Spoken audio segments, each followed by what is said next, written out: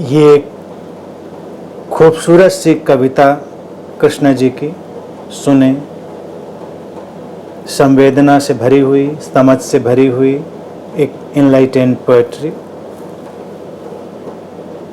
पहले सुने उसको, फिर उस पर हम लोग कुछ बात करेंगे।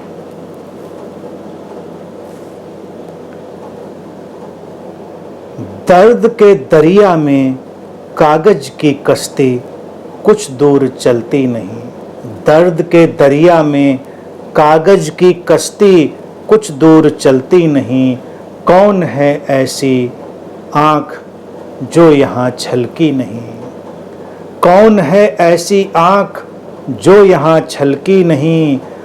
बादलों ने कितना भी संभाला हो उसे, पर बादलों ने कितना ही संभाला हो उसे, पर है कौन सी बूंद, है कौन सी बूंद जो आखिर ढलकी नहीं।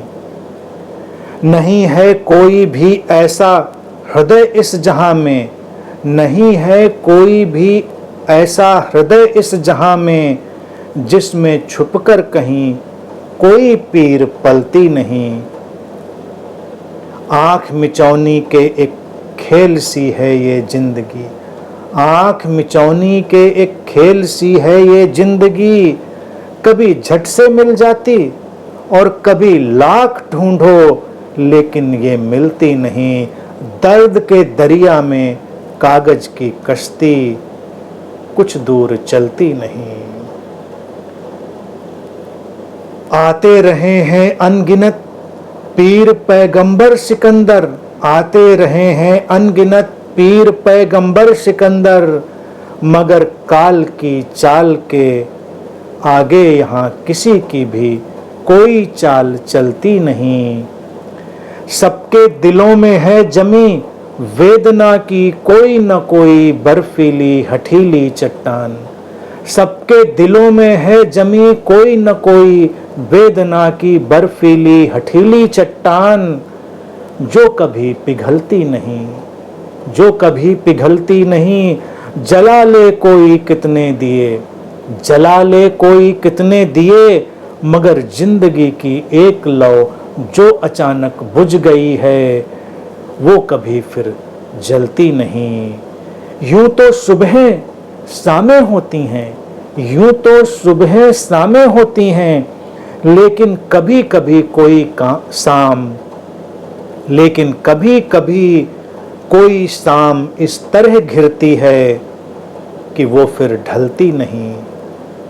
गिर गई जो लहर उठकर, गिर गई जो लहर उठकर, वक्त के दरिया में उसको कितना ही ढूंढ लें, मगर वो कभी फिर मिलती नहीं। दर्द के दरिया में कागज की कश्ती कुछ दूर चलती नहीं। कौन है ऐसी आँख जो यहाँ छलकी नहीं। यही है जिंदगी, यही है जिंदगी का वास्तविक रूप। व्यक्ति जब इस वास्तविकता को जीता है और जानता है, तभी मुक्त होता है। हमको रूपांतरण की यात्रा में चलना है तो जीवन के यथार्थ को जानना है। जीवन में दर्द है और जीवन में आनंद भी उतरता है, लेकिन दर्द से इनकार नहीं कर सकते।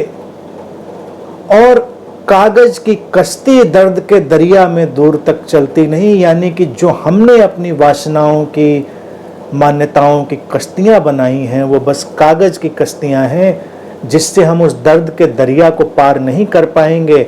अगर उस दर्द के दरिया को पार करना है तो फिर हमें कोई और कश्ती लानी पड़ेगी, वो होगी हमारी समझ की। हम अपनी उस समझ की कश्ती से ही उस दर्द के दरिया से पार होंगे, अन्यथा कागज की कश्तियां तो कब से चल रही हैं। और हर आंख कभी न कभी भीगती है, हर आंख के पीछे आंसुओं का जगत है। इसीलिए लिखा है कि है कौन ऐसी आंख जो यहाँ छलकी नहीं। तो इसमें क्या समस्या है? कुछ लोगों को लगता है ज्ञानी होने का अर्थ है कि उनकी आंख में आंसू भी नहीं आएगा, वो हमेशा अट्टहास करते हुए घूमते रहेंगे, हास भी नहीं करेंगे, वो अट्टहास करेंगे।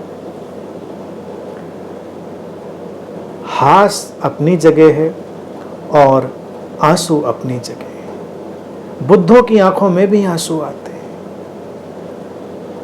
उनकी आंखें भी छलकती हैं, करुणा से ही छलकें, किसी बात से छलकें, लेकिन छलकती हैं।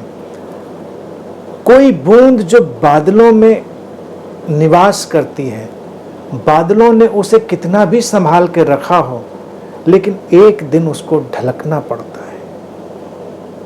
ऐसे ही जीवन की ये यात्रा है, हम बादलों में छुपकर नहीं रह सकते। एक दिन बादलों को छोड़कर हमको यात्रा करनी पड़ती है, और वो यात्रा ही हमको अंतर्दृष्टि देती है। ऐसा कोई भी हृदय नहीं है यहाँ जिसमें कोई न कोई पीर ना हो। जिसके हृदय में पीर होती है वही फिर पीर फकीर बुद्ध भी हो जाता है।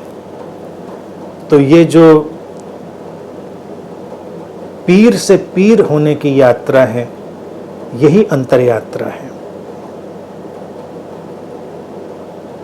लिखा है, आंख मिचौनी के एक खेल सी है ये जिंदगी, कभी झट से मिल जाती है और कभी लाख ढूंढो लेकिन ये मिलती नहीं। यही तो इसका सौंदर्य है। कई बार लोगों को लगता है ऐसा ही होना चाहिए, लेकिन क्या होगा तो कोई नहीं जानता। ये जिंदगी का अपना रहस्य है, उसका आशीष है। जब जिंदगी आशीषों की वर्षा करे तो उसको समेट लो। पीर पैगंबर सिकंदर कितने भी आए हैं यहाँ पर, उन्होंने कोई भी चाल ली हो जिंदगी में, लेकिन काल की चाल के आगे किसी की चाल नहीं चलती। समय अपने ढंग से चलता जाता है, समय अपने ढंग से अपना काम करता है। इसीलिए ये न सोचें कि हम समय को बदल देंगे, समय हमको बदलता है, हमें स्वयं को बदलना है, बस इतना ही काम करना है। सबके दिलों में है जमी वेदना की कोई न कोई बर्फीली हठीली चट्टान, जो कभी पिघलती नहीं। सबके दिल में ऐसी कोई बर्फ जमी है, और हमारा काम यह है कि हम उन चट्टानों को पिघलने में सहयोग दें। जो बर्फ है वो मेल्ट हो, लोगों के जीवन में एक प्रवाह आए, यही साधना है, यही हमारा काम है। सुबह आती हैं, शाम आती हैं, हम दिए जलाते हैं, लेकिन एक लौ जो एक बार बुझती है दोबारा नहीं जलती, फिर नई होती है, सुबह नई होती है, हर चीज़ नए ढंग से अपना काम करती चली जाती है। अब जब दोबारा होना नहीं है किसी बात को, तो उसको ढूंढना भी बेकार है। लोग पुराने को ढूंढने में लगे रहते हैं। जो लौ चली गई उस लौ को ढूंढ रहे हैं, जो व्यक्ति चला गया उसको ढूंढ रहे हैं। जो सामने है वही वास्तविक है, वही सुंदर है, और वही चुनने योग्य है। जो लहर खो गई है सागर में, वो खो गई है, उस लहर को अब नहीं ढूंढना है। नई जो लहर आएगी उसके साथ बह जाना है, उसके साथ उठ जाना है, उसके साथ गिर जाना है, उसके साथ उसके ही खेल में शामिल हो जाना है। यही जीवन है। जीवन के खेल में जीवन की तरह ही शामिल हुआ जा सकता है।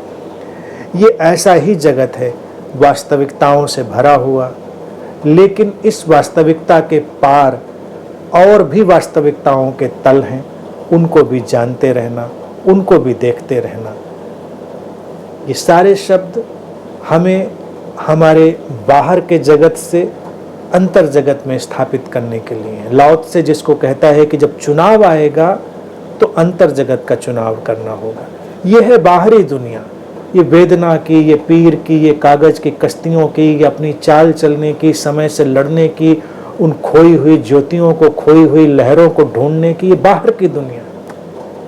भीतर की दुनिया है उस सागर से लयबद्ध हो जाना, बादलों में बूंद को संभालना नहीं, बादलों के पीछे जो आसमान है उस आसमान के साथ लयबद्ध हो जाना।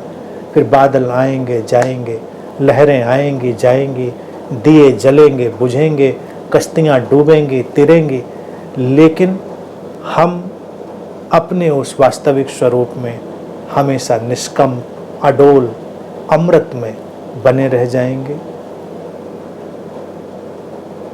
आज के लिए इतनी ही बात। प्रसन्न रहें, खुश रहें और जीवन के इस सौंदर्य को अपने भीतर उतरने दें।